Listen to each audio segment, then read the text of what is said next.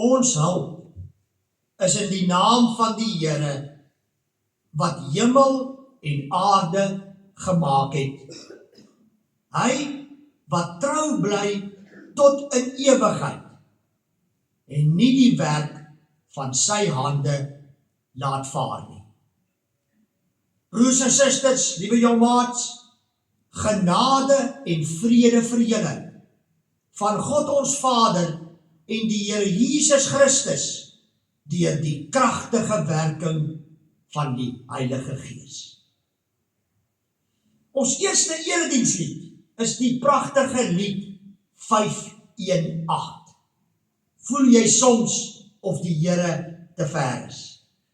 Dit is nogal 'n gevoel wat ek dink ons almal so nou en dan kry. Ons glo in die Here, ons weet die Here bestaan, ons weet hoe goed hy vir ons is, maar soms voel hy so ver. En soms voel die lewe wat ons so druk, so moeilik, dat die Here vir ons op 'n afstand voel. En hierdie lied herken dit. Ons kan maar so voel, dis menslik. Maar dan sing ons in hierdie lied, as ons so voel, dan is dit net 'n illusie. Dis nie waar nie. En hierdie lied herinner ons juis dat die Here altyd by ons is, nou en vir ewig. Kom ons sing dit lekker saam.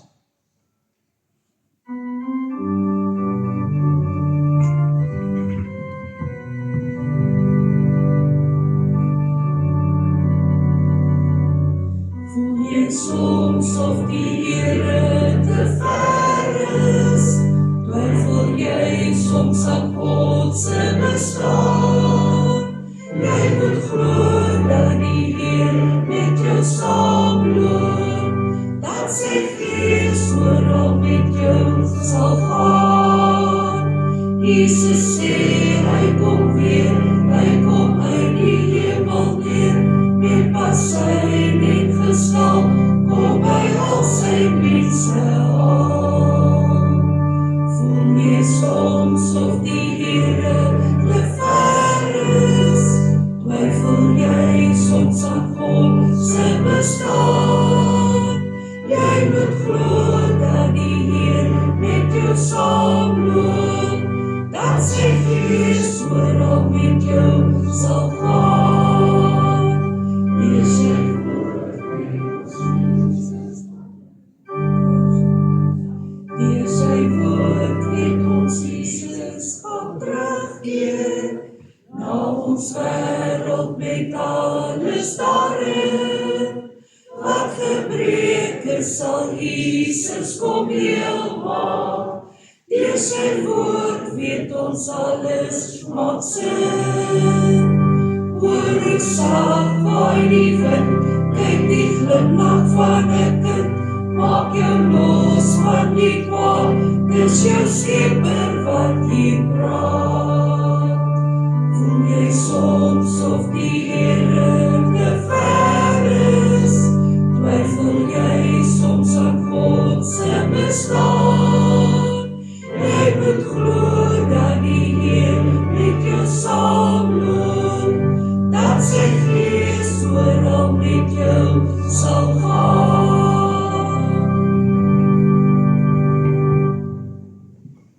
Dit was nou nie sleg nie, dit sommer vinnig ingespeel met die a cappella. Baie netjies. Kom ons buig die hoofde en dan bid ons saam. Hemelvader, met die skole wat die afgelope Vrydag gesluit het, dink ons terug aan 'n afgelope kwartaal. 'n Besige kwartaal. 'n Vol kwartaal, ook vir ons as gemeente. En ons dink daaraan terug, hoe U ook vir ons gemeente geseën en gelei het deur hierdie kwartaal. In die begin van die kwartaal het U vir ons deur die Paasnaweek geneem. En U kruisiging en die sterwe en die opstanding laat herdenk. U het ons deur Hemelvaart geneem. U het vir ons 'n Pinksterbelewenis gegee tydens ons Pinksterweek. En saam met dit alles het U vir ons 'n baie geseënde Kersfees gegee. Here, dis maar net 'n paar dinge wat in ons gemeente gebeur het hierdie afgelope kwartaal, waarvoor ons vir u wil baie dankie sê, dat u ons ook ryklik as gemeente, geestelik en materieel geseën het die afgelope kwartaal. Ook ons as ouers en as grootouers en as kinders kyk terug na die kwartaal. In ons elkeen se lewens, by die werk, by die skool en alles wat gebeur het by die huis. En ons besef ook maar net, Here, alles is maar net genade. En elke dag wat ons beleef vir die afgelope kwartaal, was u genade vir ons genoeg.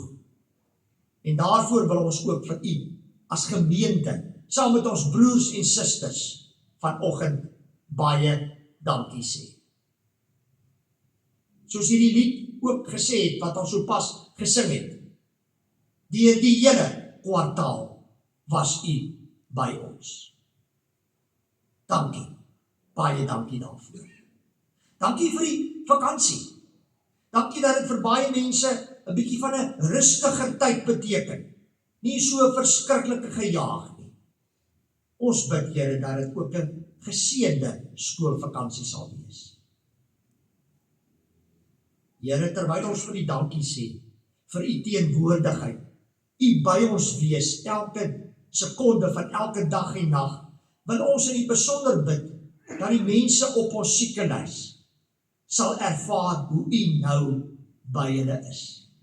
Of hulle nou in die hospitaal is, en of hulle besig is om te herstel by die huis, en of hulle besig is met intense behandeling. Ons bid vir hulle genesing. Ja, ons bid vir hulle genesing, hulle volkome herstel, maar ons bid veral dat lied 518 waar sal wees vir hulle ook in hierdie oggend. Ons bid dit vir Nolien, en vir Anthony, en vir Jan, en vir Ricardo, vir Liam, en vir Martha. Ons bid dit vir Marius, vir Morney, vir Tanya, en vir Monty, en vir elke ander naam op ons sieke voorbiddingslys, en ook vir elke ander naam wat dalk nie op die lys verskyn nie. Hemelvader, nou het u ons soos elke Sondag hier by mekaar gebring, omdat u 'n boodskap vir ons het. Omdat u 'n boodskap die afgelope week gereed gemaak het. Ons sien daarna uit om te hoor wat u vir ons wil sê vanoggend. Ons kan eintlik nie wag nie. En daarom wil ons maar net bid. Praat asseblief vanoggend met ons, Here, deur u Heilige Gees, u dienaars en u dienaresse luister. In Jesus se naam, amen. Ons skriflesing kom weer vanoggend uit Genesis uit. Ons gaan nog so, waarskynlik as die Here so lei, tot volgende Sondag besig wees met ons reeks in Genesis. En hierdie keer, vandag, lees ons in Genesis 22, vers 1 tot 14. En daar lees ons uit die 2020 vertaling. Ons begin by vers 1. Na verloop van tyd, het God Abraham op die proef gestel. Abraham, het hy vir hom gesê, en hy het geantwoord, hier is ek. Toe sê God, neem jou seun Isak, jou enigste wat jy liefhet, gaan dan na die gebied van Moria, en offer hom daar as brandoffer op een van die berge wat ek vir jou sal wys. Abraham het vroeg die oggend sy donkie opgesaal, 2 van sy dienaars met hom saamgeneem en ook sy seun Isak. Hy het die hout vir 'n brandoffer gekloof, gereed gemaak en vertrek na die plek waaroor God met hom gepraat het. Op die 3de dag het Abraham opgekyk en die plek in die verte gesien. Toe sê Abraham vir sy dienaars, bly julle hier met die donkie. Ek en die seun wil daarheen gaan. Ons wil aanbid en sal dan na julle terugkom. Abraham het die hout vir die brandoffer geneem en dit op sy seun Isak se skouer gesit. Hy het die kolevuur en die mes gevat. So het hulle twee saam geloop. Isak sê toe vir Abraham, sy vader, Pa, en hy antwoord, ja my seun. Toe sê hy, hier is die kolevuur en die hout, maar waar is die lam vir die brandoffer? Abraham het geantwoord, God sal vir homself die lam vir 'n brandoffer voorsien, my seun. So het hulle twee saam geloop. Toe hulle aankom by die plek wat God vir hom gewys het Abraham daar 'n altaar gebou en die hout reggepak. Hy het sy seun Isak vasgebind en hom op die altaar neergelê, bo op die hout. Toe steek Abraham sy hand uit en neem die mes om sy seun te slag. Maar die engel van die Here het na hom uit die hemel geroep en gesê, Abraham, Abraham! Hy het geantwoord, hier is ek. Moenie jou hand na die seun uitsteek nie, het hy gesê. En moenie enige iets aan hom doen nie, want nou weet ek dat jy vir God ontzag het. Jy het nie jou seun, jou enigste, van my teruggehou nie. Toe Abraham opkyk, sien hy, daar is 'n enkele ram wat aan sy horings vasgevang is in 'n bos. Abraham gaan toe en neem die ram. Hy het hom as 'n brandoffer gebring in die plek van sy seun. Abraham het daardie plek genoem, die Here voorsien, sodat vandag nog gesê word, op die berg van die Here sal voorsien word. Tot sover ons skriflesing.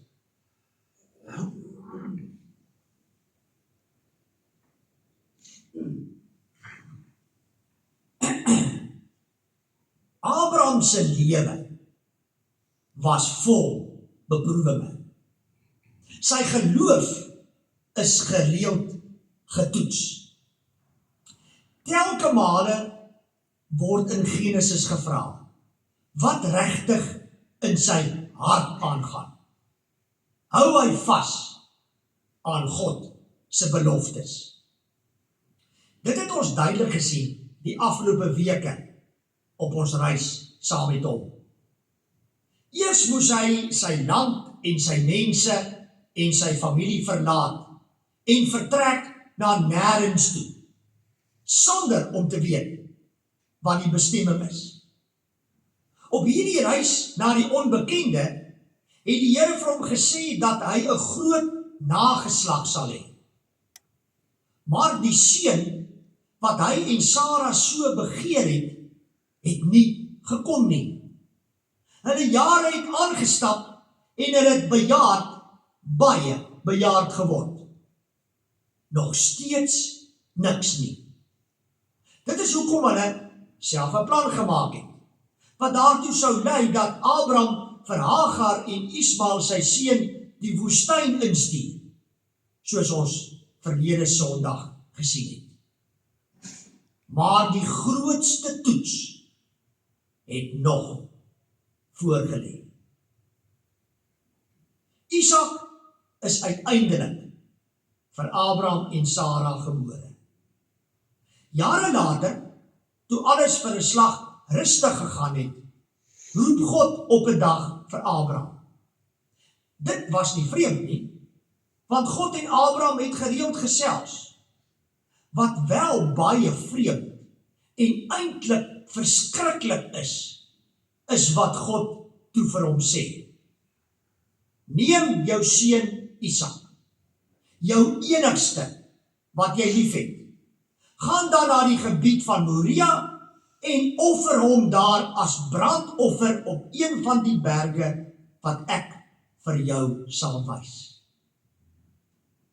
Hy moet sy seun wat hy liefhet en vir wie hulle so lank gewag het en op wie se God se belofte vir die groot nageslag rus, gaan offer.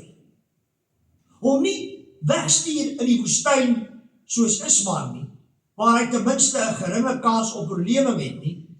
Nee, hom gaan offer. Hom doodmaak.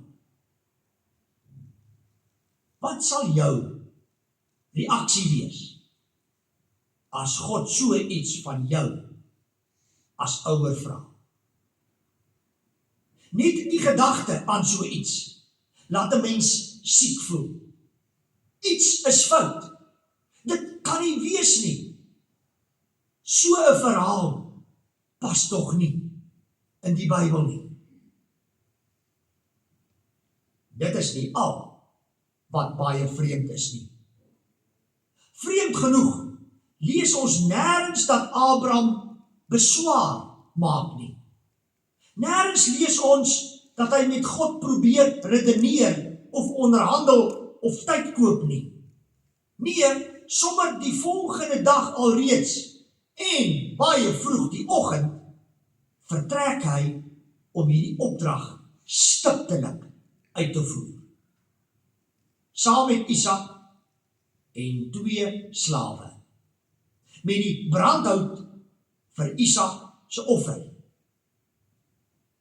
Vir 3 dae reis hulle, totdat Abraham in die verte hulle bestemming sien. Moria. Die naam Moria beteken die plek wat God sal voorsien. 'n Mens kan nie anders as om te wonder wat in Abraham se gemoed aangegaan het daardie 3 dae nie. Op die 3de dag het hy die slawe agtergelaat en net met Isak verder gegaan. Amper asof daar geen getuies moes wees van wat nou gaan gebeur nie. Op Isak se rug, op die arme Isak se rug van alle mense, het hy die brandhout, sy brandhout gesit. En self die kolevuur en 'n mes gedra. Toe hulle bo op Moria kom, het Abraham al die voorbereidings vir die offer gedoen.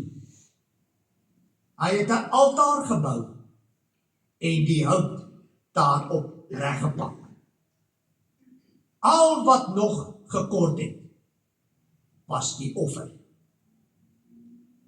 Hy het toe vir Isak gegryp, vasgebind en hom op die altaar neergelê, bo op die hout. Dit moes 'n geweldige striweling gewees het. Hoe Abraham dit reg gekry het, weet ons nie. Abraham was al 'n baie ou man en Isak 'n jong man. Isak sou beslis nie vrywillig op die altaar gaan lê het nie. Wat moes in daardie oomblikke in pa en seun se gemoedere aangegaan het? Dit is my seun. Pa, wat is jy besig om te doen? Toe steek hy sy hand uit en neem die mes, gereed om sy seun Isak te slag. Sjoe, dit is absoluut verskriklik. Hoe kon Abraham dit gedoen het? Hoe het hy dit reg gekry? Ja, God het dit gesê, maar dit was sy seun. Sy seun vir wie hy lief het. Sy seun vir wie hy dekades gewag het. En hy loop hierdie 3 dae lange pad en gaan voort daarmee, sonder enige op die oog af murmurering. asof dit maar net nog 'n offer is. Hy het seker erg geworstel in sy binneste, maar ons kry selfs geen aanduiding daarvan in die Bybel nie. Ons kry wel 'n paar leidrade wat ons help om iets te begin verstaan waarom Abraham hierdie verskriklike opdrag op die oog af so genade aanvaar het. Die eerste leidraad kry ons op die 3de dag in Abraham se gesprek met sy slawe. Ons lees dit in vers 5. Daar sê Abraham vir die slawe: "Bly julle hier met die donkie. Ek en die seun wil daarheen gaan. Ons wil aanbid en dan na julle terugkeer." Sien julle wat staan hier? Ons wil aanbid en ons sal dan na julle terugkeer. Die woordjie ons. Hy sê nie ons sal aanbid en ek sal dan na julle terugkeer nie. Hy gebruik die woord ons. Abraham was seker dat hy en Isak albei saam van die berg af, van die offer af, sal terugkom. Die tweede leidraad kry ons in die gesprek tussen Abraham en Isak op pad teen die berg op. Ons lees daar in vers 8. Isak sê toe vir Abraham, sy vader: "Pa," en hy antwoord: "Ja, my seun." Toe sê hy: "Hier is die kolevuur en die hout, maar waar is die lam vir die brandoffer?" Abraham het geantwoord: "God sal vir homself die lam vir 'n brandoffer voorsien, my seun." Is dit nie treffende woorde nie? God sal vir homself die lam vir 'n brandoffer voorsien, my seun. Dit is asof Abraham seker was, daar sou 'n ander lam wees. Ja, op die oog af het alles daarop gedui dat die offer sy seun sou wees. Maar Abraham was deur hierdie woorde, kan ons agterkom, oortuig dat God 'n ander offer vir Isak sal voorsien. En dan is daar ook 'n derde leidraad, wat ons 'n prentjie gee in Abraham se gedagtes in hierdie tyd. En hoekom dit vir hom op die oog af nie so moeilik was nie. En dit kry ons nogal in die Nuwe Testament. Daar in Hebreërs 11 vers 17 tot 19. En in Hebreërs 11 is daar 'n lang beskrywing van Abraham en sy geloofstryd. Maar dan lees ons vanaf vers 17. Omdat Abraham geglo het hy, toe hy op die proef gestel is, Isak as offer afgestaan. Ja, hy wat die belofte ontvang het en aan wie gesê is, uit Isak sal jou nageslag gebore word, het gereed gestaan om sy enigste seun te offer. Hy was daarvan oortuig dat God by magte is om uit die dood op te wek, waaruit Abraham vir Isak ook, om dit so te stel, terug ontvang het. Kom jy agter wat hier staan? Wat Abraham geglo het. Abraham het geglo, al sou hy moes deurgaan om Isak te offer, God vir Isak uit die dood kan opwek. So worst case scenario, het hy dalk gedink, dalk moet ek hier weer deurgaan, dalk stop God my nie, maar God kan hom nog steeds daarna uit die dood uit opwek.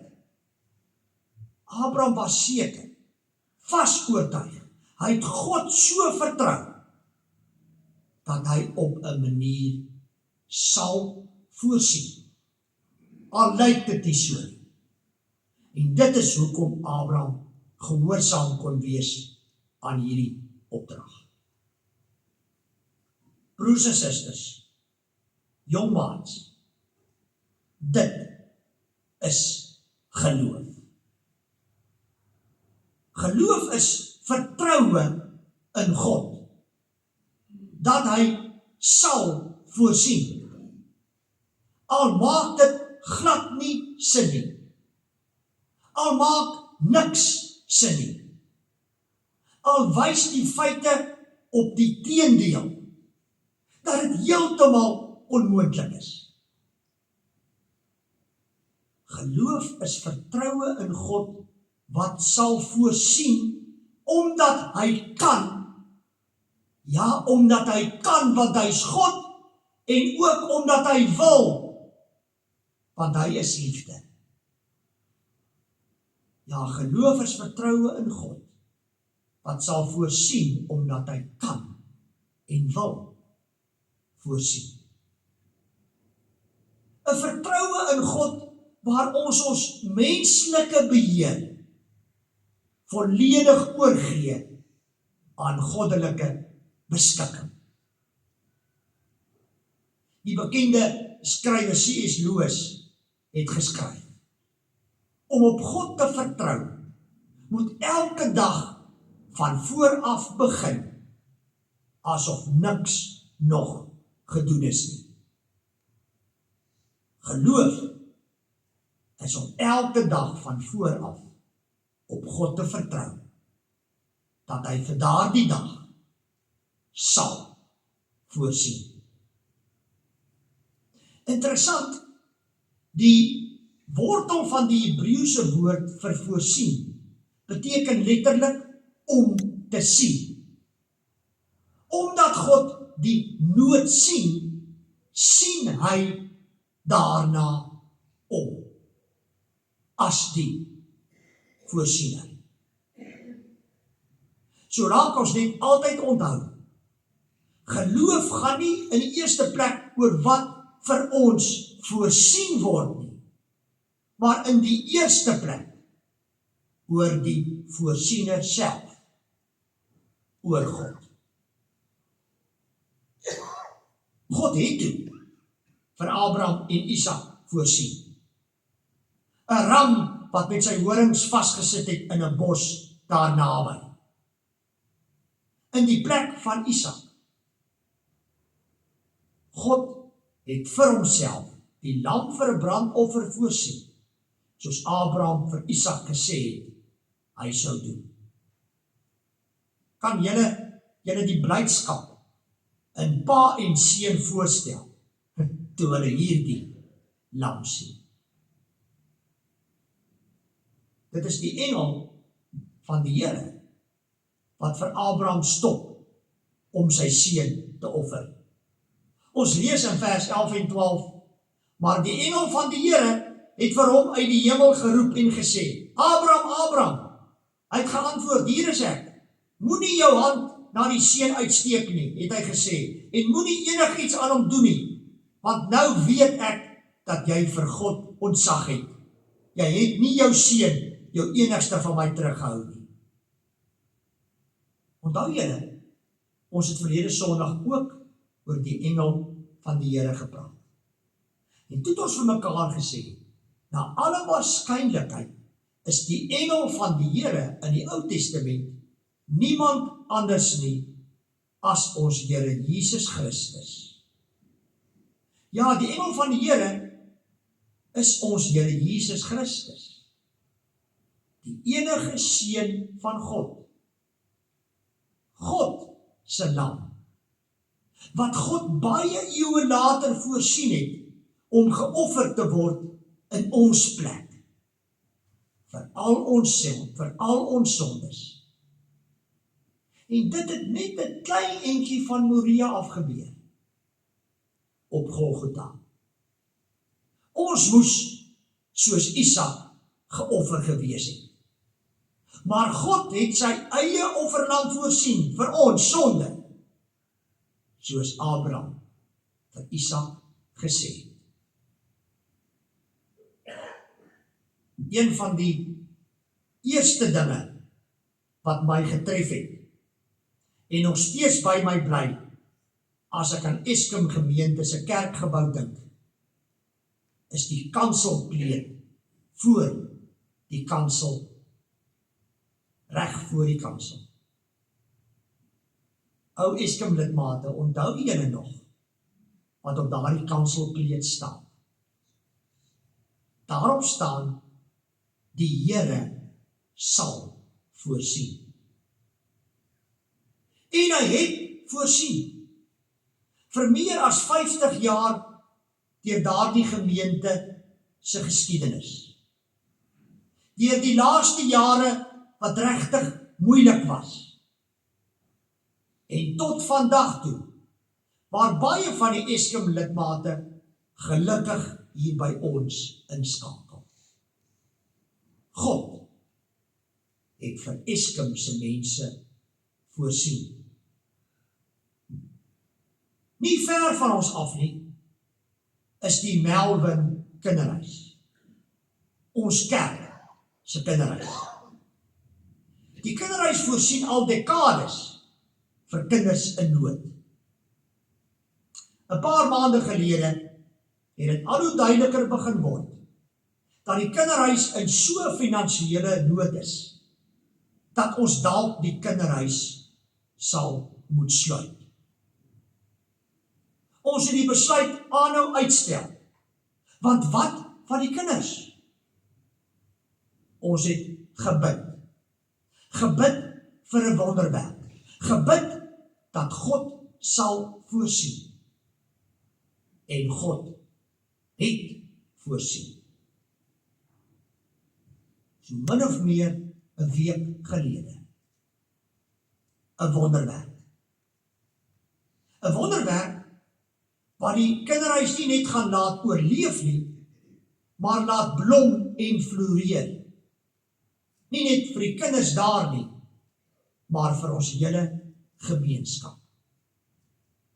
Julle sal mettertyd meer hiervan hoor. God het vir die kinderhuis voorsien. God sal ook eerskomende Dinsdag, die 30ste Junie, voorsien.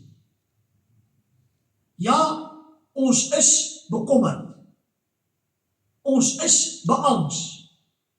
Ons is onseker. Wat gaan gebeur? Gaan iets ergs gebeur? Gaan ons veilig wees? Is die vraag waarmee ons worstel. Maar ons weet mos, wie is God? En wat hy kan doen?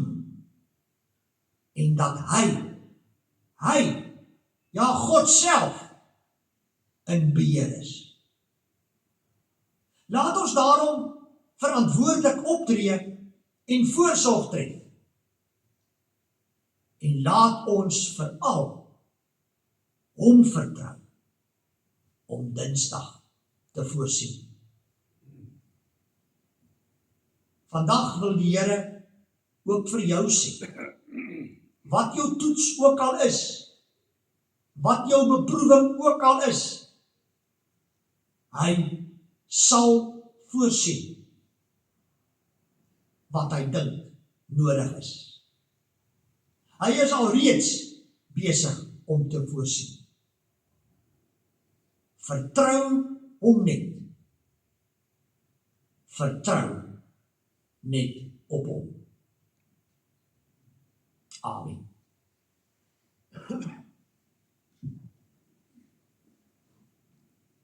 Liewe Here,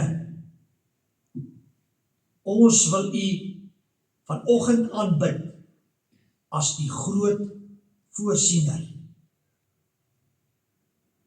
Eintlik kan ons oral in ons gemeente en oral in ons eie lewens 'n plakker opsit met die naam Moria, om ons te herinner dat U voorsien. Dankie dat ons alreeds kan dankie sê dat U ook Dinsdag sal voorsien. Dankie dat U vir die kinderhuis voorsien het met 'n kragtige wonderwerk. Dankie dat ons as ons mooi kyk in ons elkeen se lewens, om ons elke dag kan sien hoe U voorsien, al is dit net genoeg vir daardie dag. En dat ons elke dag en nag kan weet, U voorsien U self vir ons. Want soos ons net nou in lied 5:8 gesing het, U is nooit ver nie. U is altyd by ons. In Pinkster het U ons herinner dat U so by en naby ons is, dat U in ons woon deur U Heilige Gees. Wat 'n voorsiening. Dankie, liewe Here.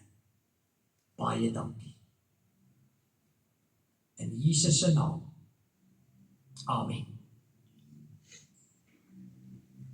Kom ons dien die Here met ons liefdegawes.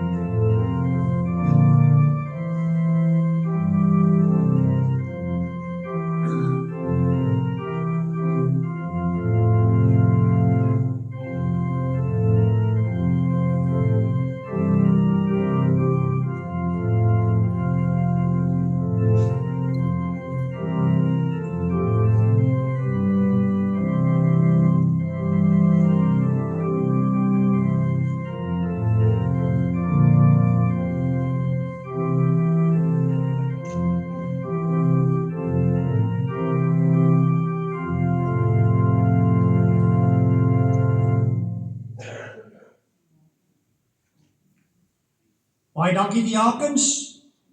Ons sluit vanoggend die diens af met lied 519. Al 4 die verse. En is so van toepassing na hierdie boodskap, né? Want die Here eintlik vir ons sê, wees stil en weet. Wees stil en weet, ook met die oog op hierdie Dinsdag. Ek is die Heer. Kom ons sing al 4 hierdie verse.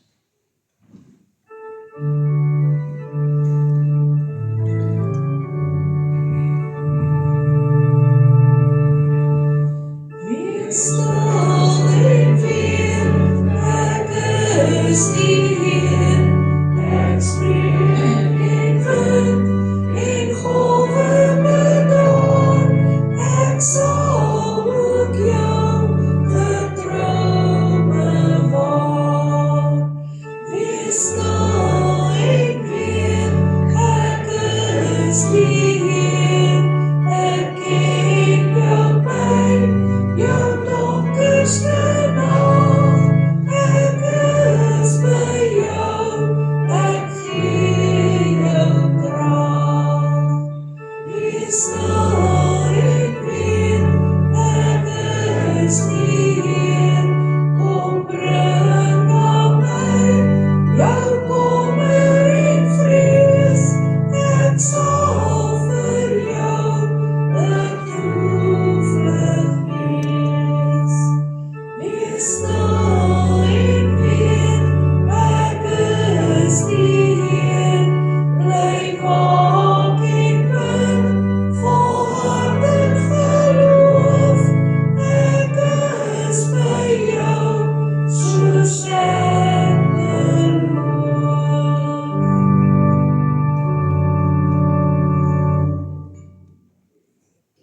Die Here sal julle seën en julle behoed, ook in hierdie week wat voorlê. Die Here sal sy aangesig oor julle laat skyn en julle genadig wees. Die Here sal sy aangesig oor julle verhef en aan julle sy vrede gee.